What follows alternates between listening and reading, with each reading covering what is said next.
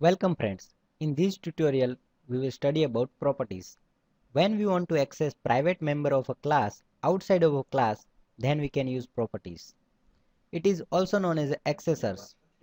To define accessor for a given private data member, define one member as a public, which is a property name for member. It must have data type as a member. The get section is implemented whenever property is to read. It returns or a private data member. Set section is invoked on the write to the property. Here value is a keyword and name is our member.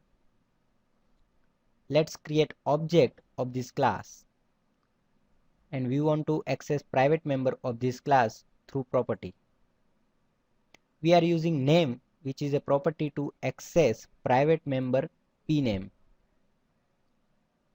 We are printing value of name, which is a property.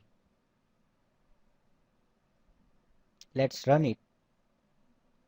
Accessed private member successfully. We can see Indiana Jones is the output. Thank you.